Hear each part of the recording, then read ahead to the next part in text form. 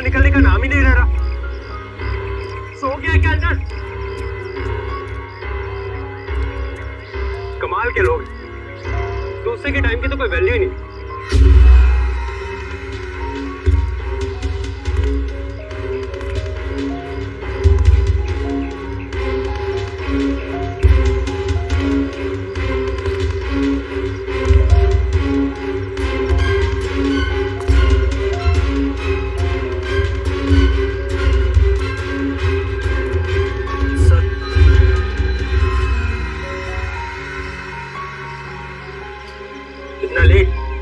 ये सर्विस है तुम्हारे रिजॉर्ट की?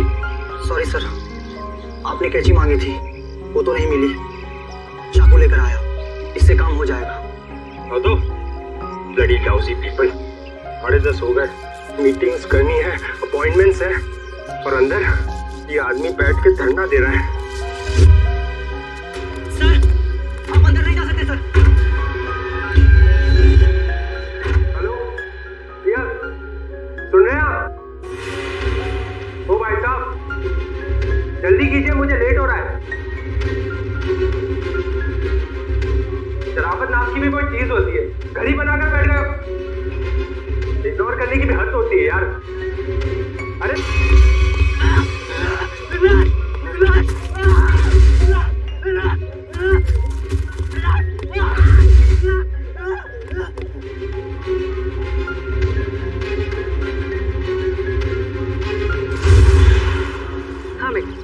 मैं पार्टी में आने की कोशिश करूंगी, कुछ प्रॉमिस नहीं कर सकती।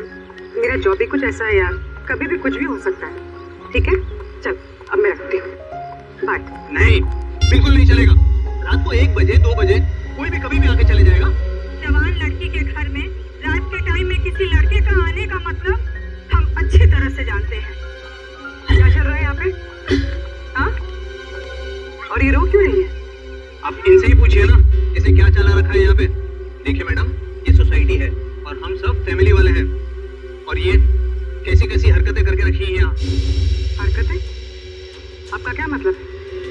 इसका मतलब ये है कि ये दोनों लड़के रात बिरात इसके घर आते हैं, दरवाजा खटखटाते हैं, शरारत करते हैं।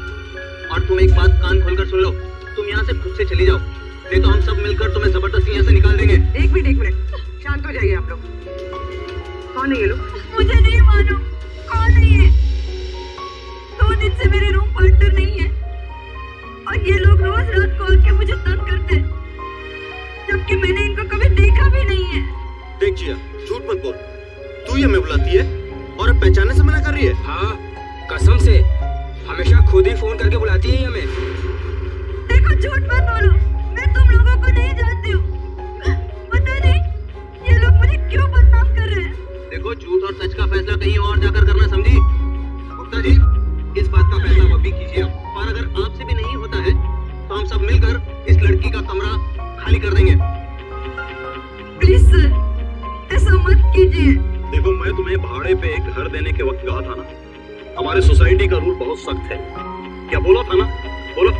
प्लीज सर, इसमें मेरा कोई कसूर नहीं, फिर भी 2 दिन में मेरी रूम पार्टनर आ जाएगी, तब मैं अपना सारा सामान यहाँ से शिफ्ट कर लूंगी। ओके, 2 दिन का टाइम देता हूँ, लेकिन 2 दिन में रूम खाली हो जाना चाहिए, समझी? जाओ, निकलो। ठीक है जिया, ये तूने अच्छा नहीं किया। पहले खुद ही हमें बुलाती है और फिर इंसल्ट करती है। कमाल है यार।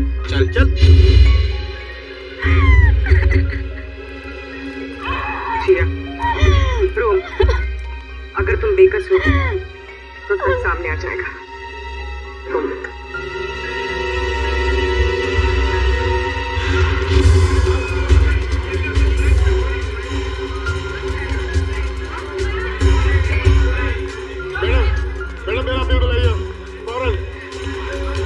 सुनिए, जरा शांत हो जाइए। देखिए, यहाँ पर खून हुआ है, जब तक हमारा इन्वेस्टिगेशन पूरा नहीं होता कोई ये होटल छोड़कर नहीं जाएगा। मैडम, आप भी ध्यान में रखिए, कोई भी गेस्ट नहीं जाएगा यहाँ से, समझे?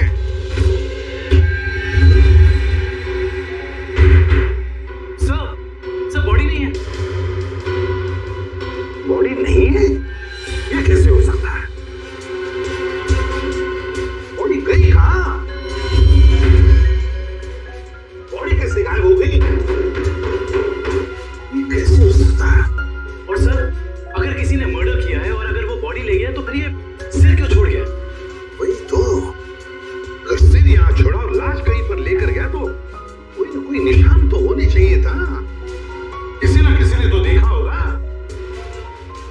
जगह हो सकती है।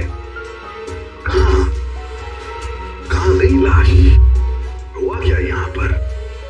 नहीं नहीं नहीं नहीं, यहाँ पर जो कुछ भी हुआ है ना संख्य, यहीं पर हुआ है, इसी चार दीवारों के अंदर, इस स्टीम बॉक्स में, यहीं पर। सर इस सिर को देख के ऐसा लगता है किसी ने बहुत ही बेरहमी से कत्ल किया इसका, लेकिन यहाँ पे एक भी खून का निशान, कोई धब्बा, कुछ भी नहीं है। एग्जैक्टली, अगर सिर कटा है तो खून होना चाहिए था इन दीवारों पर, खून होना चाहिए था इस फर्श पर, लेकिन यहाँ पर खून का कोई भी निशान नहीं, कोई धब्बा नहीं। याद है कोई इस बॉक्स में खून का कोई भी निशान नहीं, कोई भी निशान नहीं, ना कोई हथियार का निशान। संख्य, सिर कटा हुआ है, लाश गायब है, लेकिन इस पूरे कमरे के अंदर कुछ भी निशान नहीं, कमरा सुथरा साफ है। इसका मतलब कुछ ना कुछ तो गड़बड़ जरूर है, कुछ ना कुछ तो गड़बड़ जरूर है बॉस। सर, सर जिसका खून हुआ है उसके दोस्त बाहर आए हुए। ठीक है, तुम चलो, मैं आता हूँ। सालुंखी, देख ले इस कमरे का एक एक कोना कोना, छान मार ले, देख ले कुछ मिलता है क्या। देखता हूँ।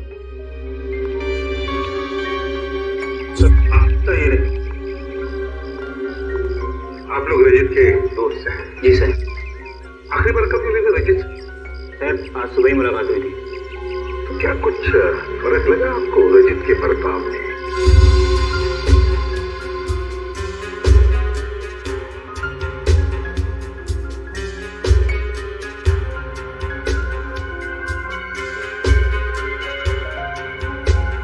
सर ऐसी तो कोई बात नहीं है, इनफैक्ट हम जिम से साथ में ही आ रहे थे, कॉरिडोर में मेरी उससे बात भी हुई, बहुत फ्रेश और बहुत खुश लग रहा था उसे। रजत, कैसी रही तुम्हारी मसाज? हाँ, हल्का महसूस कर रहा हूँ। सेमिनार के लिए आए पर ऐसा लग रहा है वेकेशन के लिए आए।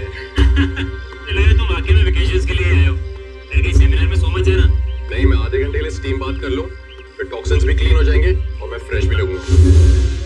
सर उसके बाद हम दोनों यहाँ स्टीम रूम में आए और वो स्टीम रूम का अटेंडेंट रिकी, सर रिकी ने ही स्टीम रूम तैयार किया था रजत के लिए। Good morning sir. Good morning Ricky. 10 बजे का अपॉइंटमेंट है मेरा। Yes sir. सर आप साइन कर दीजिए। Thank you sir. आइए सर।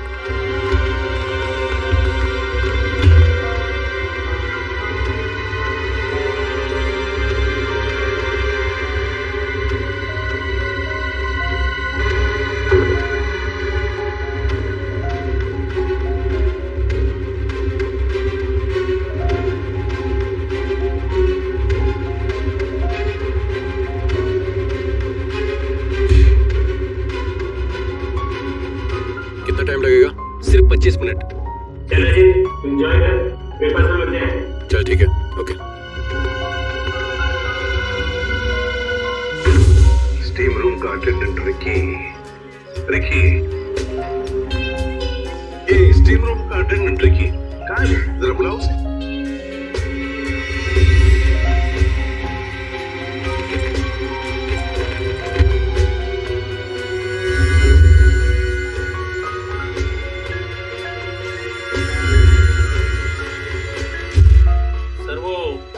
हादसा हुआ है तब से गायब है। रिकी इस रिसोर्ट में गई थी। रिकी गायब है? जब से हादसा हुआ रिकी गायब है। इस रिकी का पता लगाना पड़ेगा। सर, सर, खून, एक और लाश उधर है।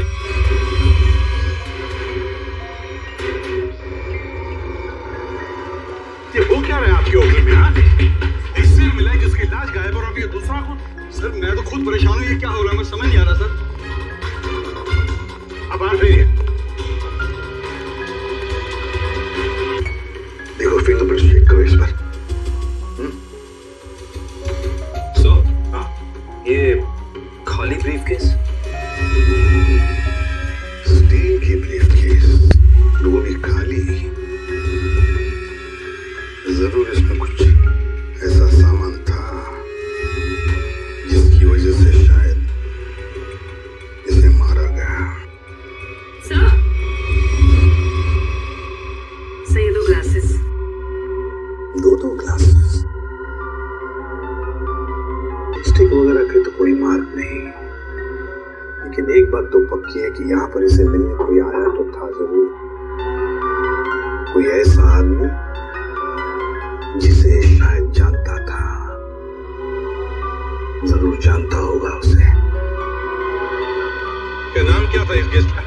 सर विनय नाम था इनका, और यहाँ पे होने वाले सेमिनार के लिए आए थे। विनय, इससे मिलने अगर जो भी कोई आया होगा उसका रिकॉर्ड तो हमें रिसेप्शन से मिलेगा ही ना? जी सर।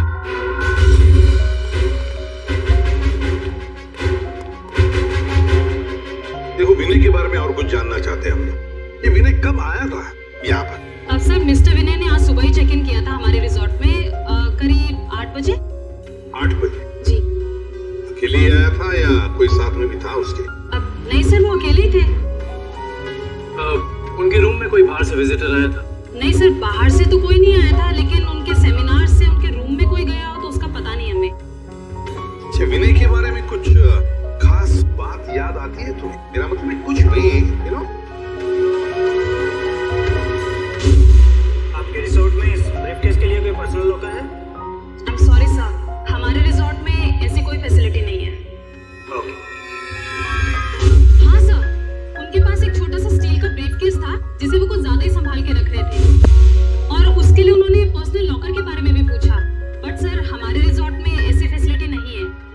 स्टील का ब्रीफकेस? लगता है ये वही स्टील का ब्रीफकेस है जो हमें उसके बेड पर से मिला है। जरूर उसके अंदर कोई कीमती, कोई इंपॉर्टेंट सामान होगा। सर ऐसा भी तो हो सकता है कि इस विनय की मौत का यही कारण हो। हाँ सर, विनय के रूम में कोई होटल के बाहर से नहीं, होटल के अंदर से आया था और दोनों साथ में ही बैठे थे। सर, आकरण, सर इस फोन पर जो फिंगरप्रिंट है उसे उठा लिया सर। Very good. देखते हैं आखिरी फोन किसका था। पार्टनर, जरूर किसी पार्टनर ने फोन किया था विनय को। पता लगाना पड़ेगा है कौन ये पार्टनर।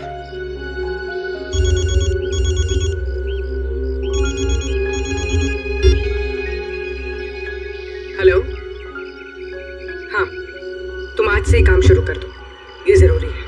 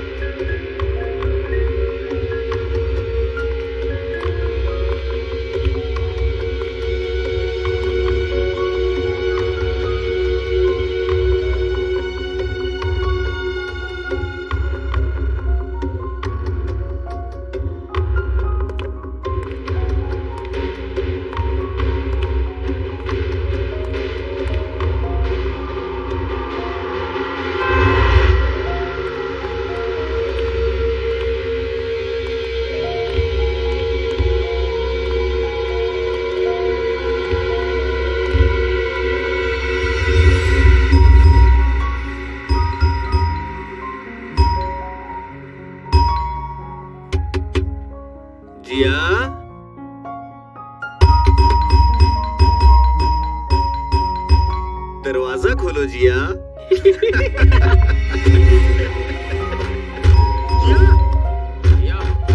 जिया दरवाजा खोलो वरना तोड़ देंगे हम, बता रहे हैं हम बस। ये इन लोगों का रोज का नाटक है। जिया दरवाजा खोलो जिया। जिया प्लीज दरवाजा खोलो प्लीज, नहीं तो हम तोड़ देंगे दरवाजा, बोल दे रहे हैं हम। जिया, जिया, पुलिस को फोन करते हैं तभी बात समझ में आएगी। जिया दरवाजा खोलो जिया। जिया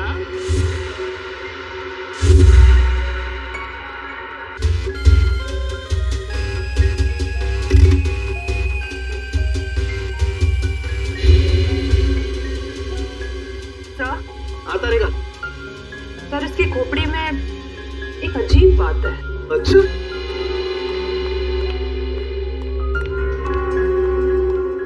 क्या अजीब बात है?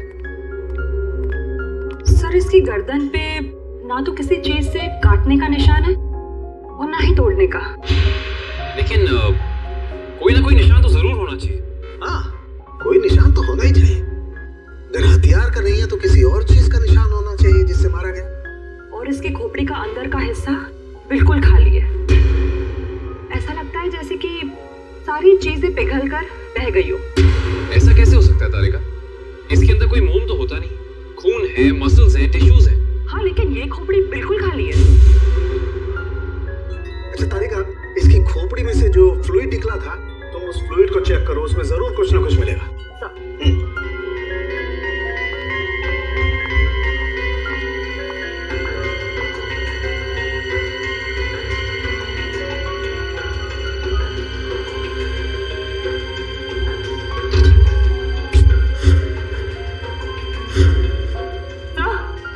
ये देखिए,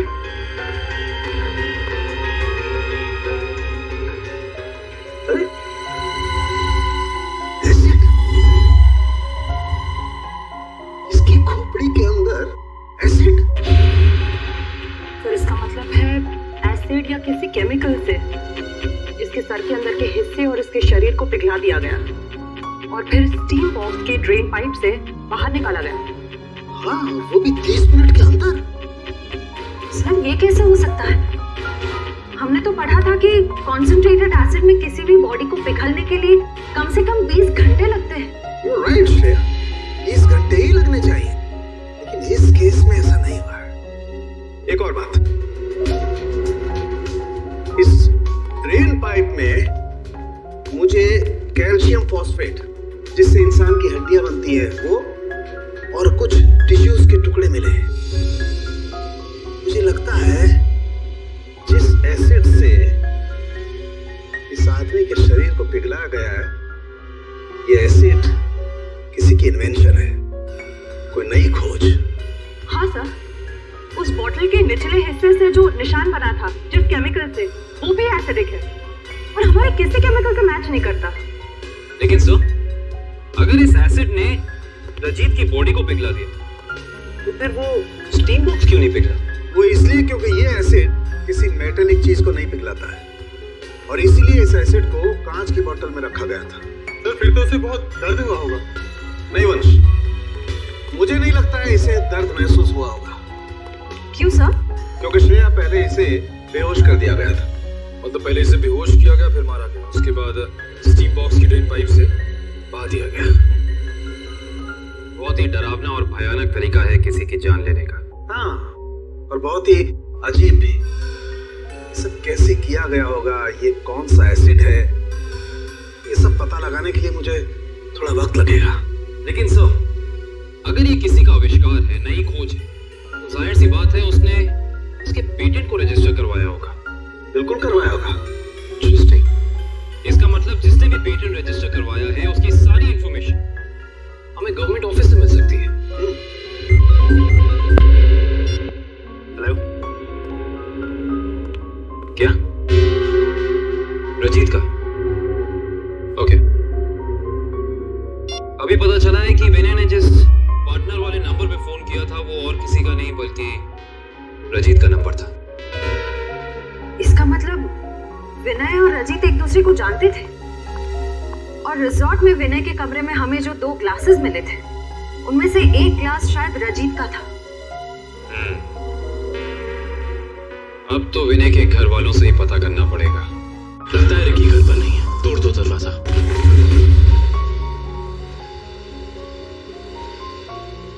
चेक करो।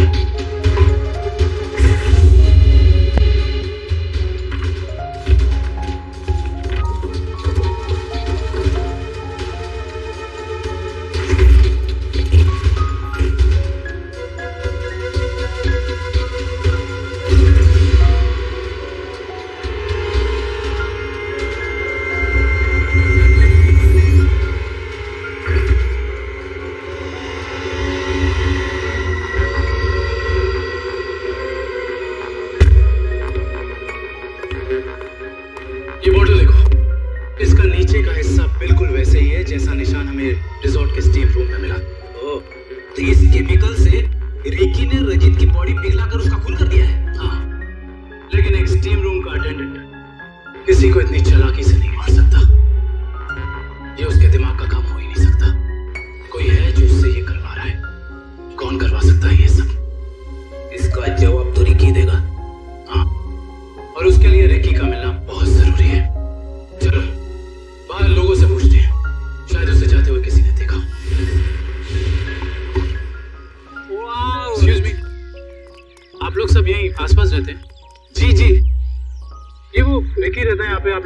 आज आपने उसे देखा?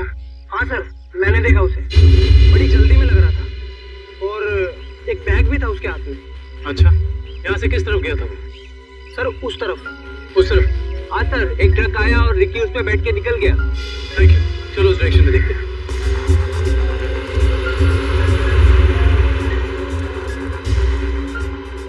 ये देखो, यहाँ पे रेत गिरी है, शायद ट्रक से गिरी होगी। इसका मतलब जिस ट्रक में रिकी गया वो ट्रक बिल्डिंग मटेरियल लेके जा रहा था। यहाँ आसपास कुछ कंस्ट्रक्शन चल रहा है, ढूंढना पड़ेगा।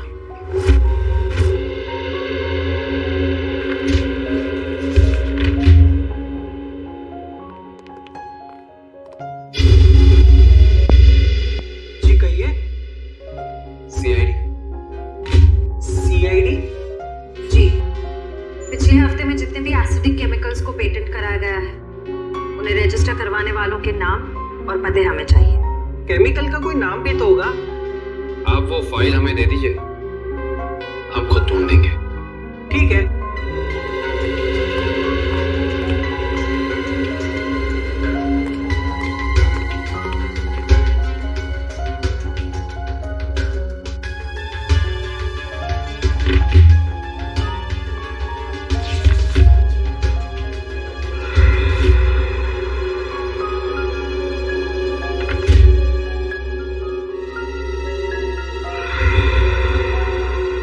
ये देखो, ये एसिड हाइड्रोवर्क्स नाम की एक कंपनी ने रजिस्टर करा है और इस कंपनी के मालिक हैं रजित और विनय।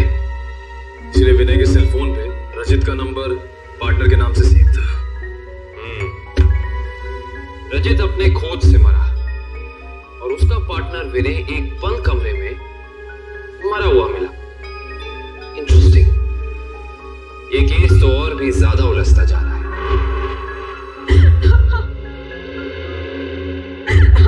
नैना जी, हमें भी बहुत दुख है विनय की मौत का।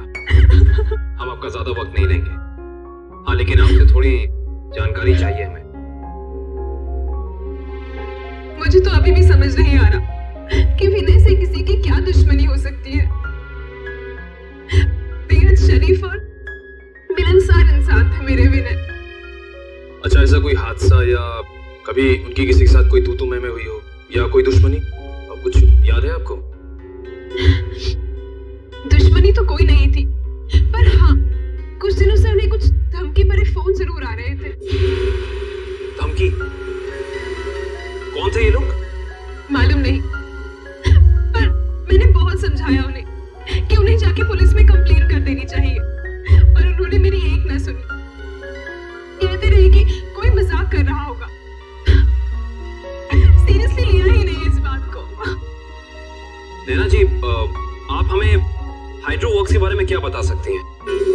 हमारी इंफॉर्मेशन के हिसाब से विनय और अजीत दोनों पार्टनर्स थे और इन दोनों ने मिलकर एक बहुत ही खास केमिकल की खोज की थी। देखिए, मैं बस इतना जानती हूँ कि वो दोनों साथ में काम कर रहे थे, बस।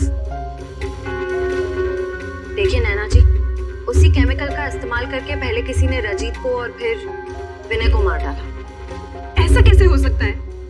वो केमिकल तो विनय अपने साथ लेकर जाने वाले थे, एक ब्रीफकेस में। उन्हें सेमिनार में कुछ पेपर सबमिट करने थे और वहीं उन्हें रजत से भी मिलना था। अच्छा नैना जी, क्या पहले कभी ऐसी कोई घटना हुई है जिससे हमें कोई सुराग मिल सके? ऐसा कुछ खास तो नहीं, पर हाँ, कॉलेज के दिनों में जब वो जूनियर कॉलेज में पढ़ते थे तब कुछ तो केस हुआ था जिसकी वजह से उन्हें कॉलेज से रेस्ट्रिकेट कर दिया गया था। अच्छा, वो केस क्या था, कुछ उसके बारे में पता है आपको? देखिए, मैं ज्यादा कुछ नहीं जानती, पर बस इतना पता है कि कुछ तो केस हुआ था जिसकी वजह से उन्हें रेस्ट्रिकेट कर दिया गया था बेवजह। कौन सा कॉलेज था ये? GRN college. Thank you.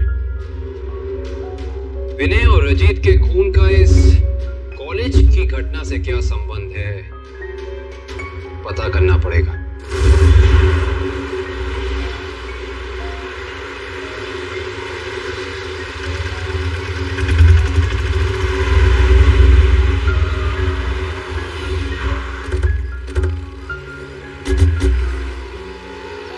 ये देखिए, रेत यहाँ पे पड़ी हुई है और ये देखो टायर के मार्क्स। इसका मतलब ट्रक यहाँ पे आके रुक गया था।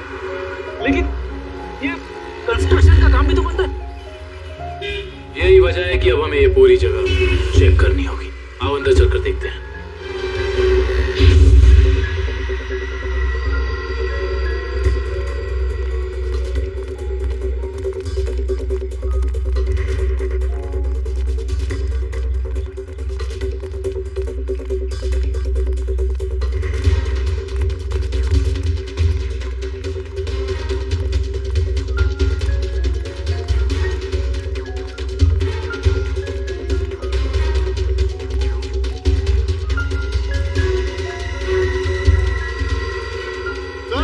देखिए यहाँ पे है।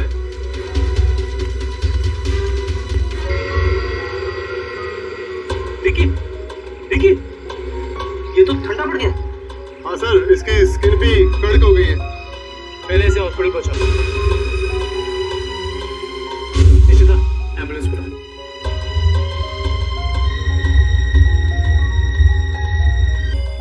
ये जेल क्या है इसके बारे में तो पता करना होगा। इन टुकड़ों को लैब ले चलो।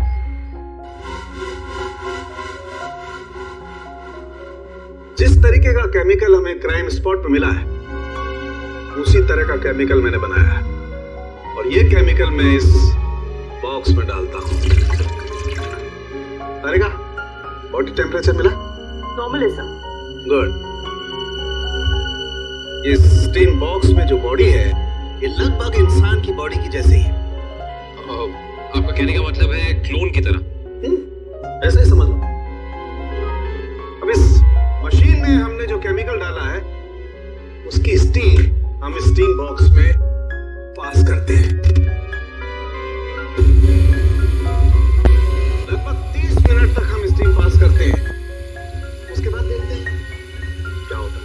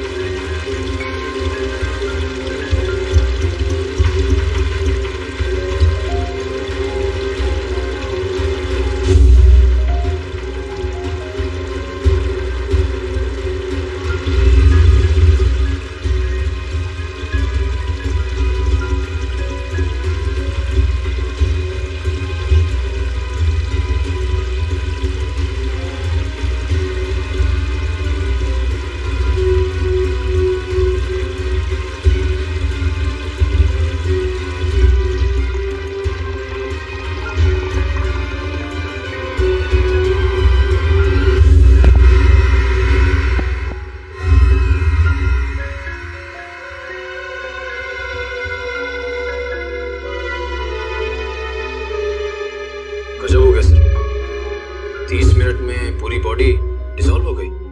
आने के ये केमिकल बहुत पावरफुल है। थोड़ी सी मात्रा में पूरी की पूरी बॉडी पिघल करके बह जाती है। रिकी की बॉडी भी इसी केमिकल की वजह से फ्रीज होकर के अकड़ गई थी। आई सी, बहुत ही खतरनाक केमिकल है ये।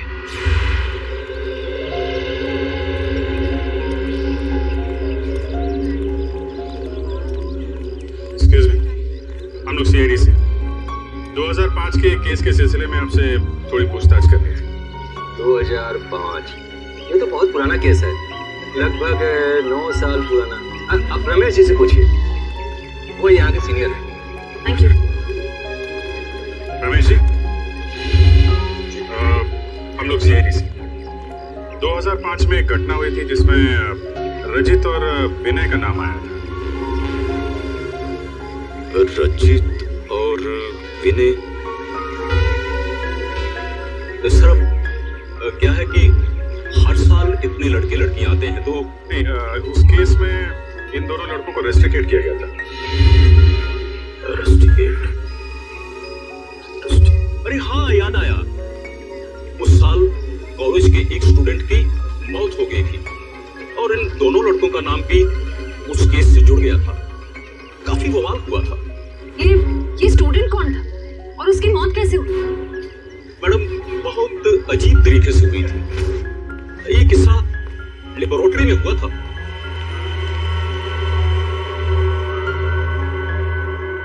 इतनी देर तक कौन काम कर रहा है? कौन काम कर रहा है?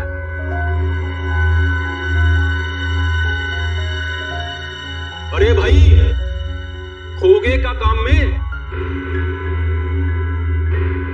जवाब तो दो, कब तक काम करोगे? अरे चुप क्यों हो?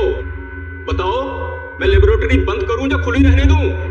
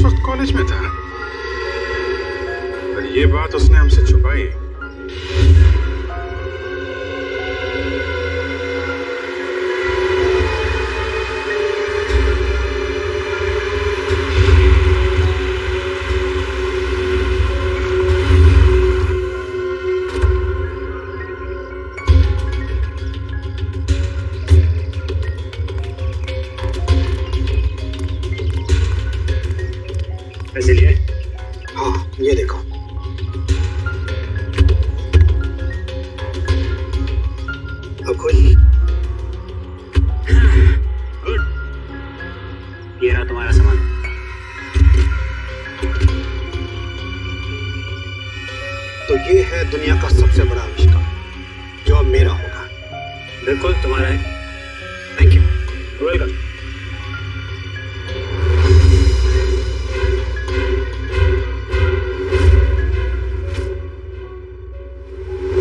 ये चुप चुप के क्या कर रहे हो? हैं?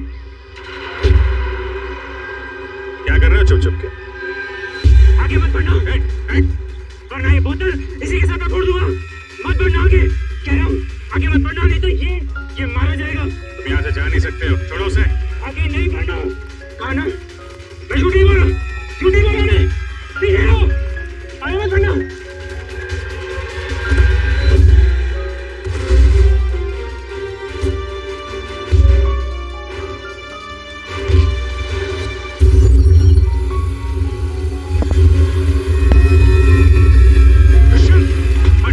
हॉस्पिटल लेकर आओ जल्दी।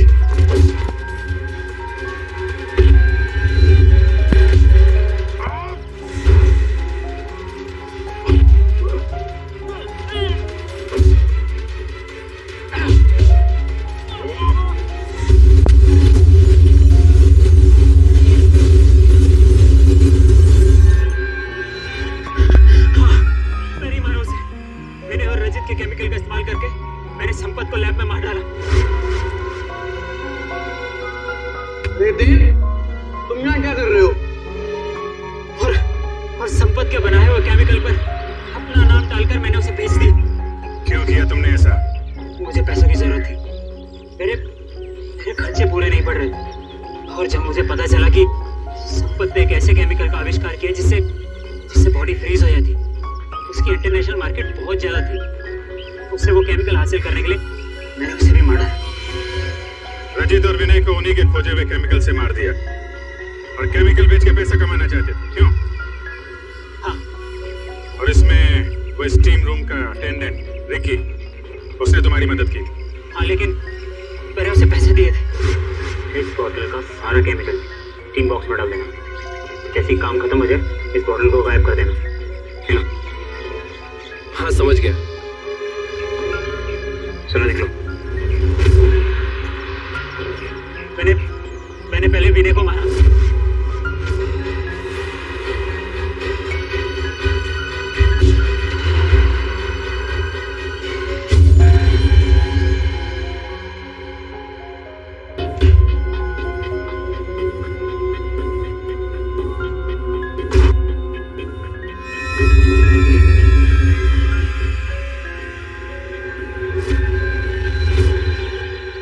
और फिर रिकी की मदद से मैंने रजित को खत्म कर दिया।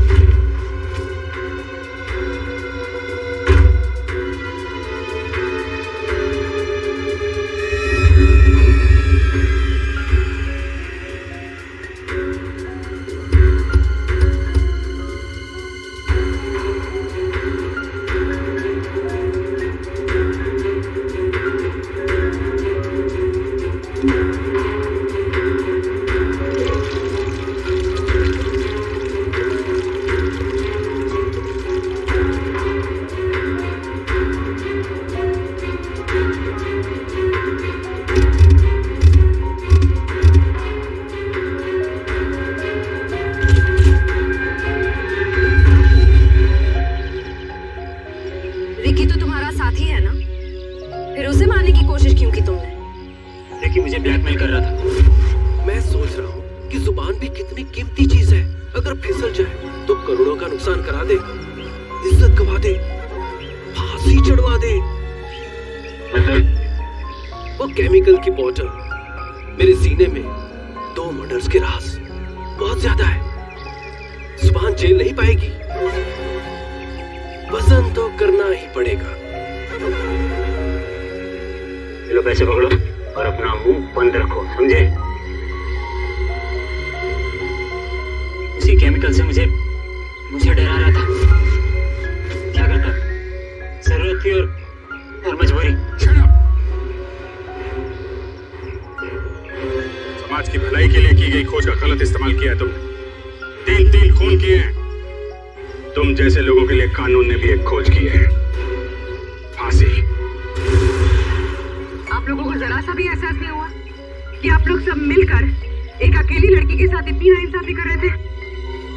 वो इस तरह से परेशान करता है किसी को? बोलिए। सॉरी मैडम, ये रमेश जी को अपना फ्लैट बेचना था और उन्हें अच्छा बायर भी मिल गया था, इसीलिए सब। और मैडम, जिया घर खाली करना भी नहीं चाह रही थी और उसके लीज एग्रीमेंट को खत्म होने में अभी टाइम था।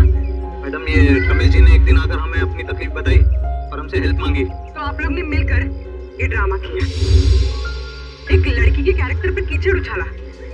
आप लोग ऐसा कर कैसे सकते? और रमेश जी, आप पैसों के लालच में इंसानियत भूल गए। सॉरी मैडम, मुझसे गलती हो गई, अब ऐसा नहीं होगा। जिया अब यहीं रहेगी, इसी फ्लैट में। जिया, उसे माफ कर दो। I am really sorry. Please sir, sorry बोल के मुझे शर्मिंदा मत कीजिए। थैंक यू मैम, आपने मेरी बहुत हेल्प की, वरना मैं अपने पेरेंट्स के पास वापस चली जाती। देखो जी, कभी घबराना, अपने हक और अपने सम्मान के लिए हमेशा लड़ना, समझे? Best of luck. Thank you ma'am.